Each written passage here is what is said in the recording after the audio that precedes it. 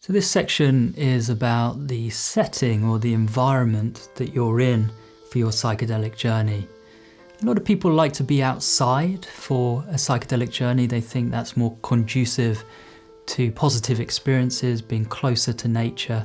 I understand that, but I think it's important to be smart about this. If you're taking a large dose, it's more likely that there can be surprises when you're outside in an unpredictable environment. Also, risks to bodily safety are more likely if you're outside. There might be cliffs, there might even be roads, there might be other people that you could bump into and be surprised that way. If the dosage is high, it can be hard to walk.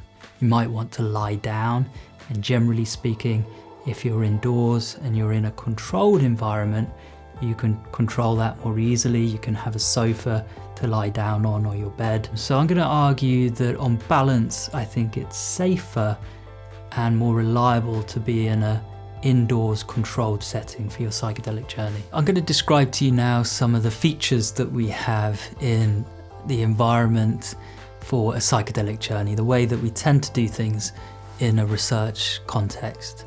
Having eye shades is good. We invite people to close their eyes.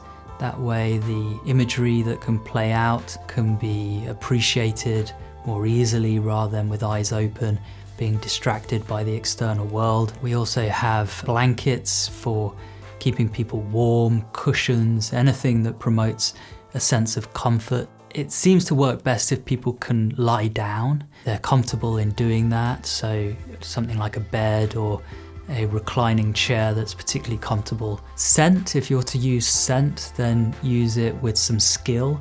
Scent can be overpowering, so something like an essential oil that you might just waft under the nose. Quality of the sound, quality of the headphones that people have on to have that really deep, rich sound seems to be important. Anything in the environment is sort of exaggerated, amplified in its influence under a psychedelic. So if the sound is really immersive, the power of that is going to be, exaggerated under the psychedelic. If you can have good speakers, and an ideal audio setup is that the music is playing in sync, in parallel, both through the headphones and through speakers. You might think about having some material for journaling, for writing down your thoughts after the experience. Don't try and do that during. If there's anything you want to share with your guide because you want to remember it, then just share it. Just say a word even, and it's likely that you'll remember what you meant by that afterwards. But journaling, writing down any more elaborate thoughts, that's really something that you want to do only when you're ready.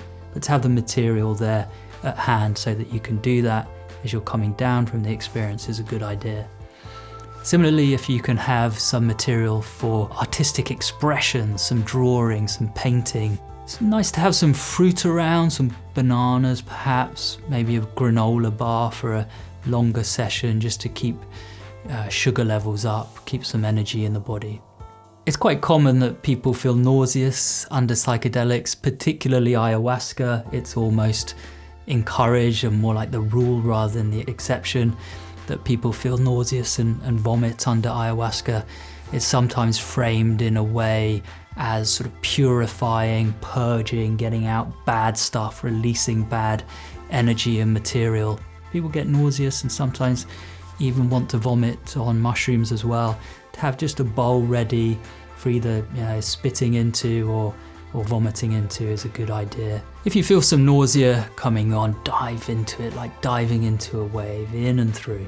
And on the part of the guide, if you see something like this happen, don't make a big deal of it. It's okay that the body vomits.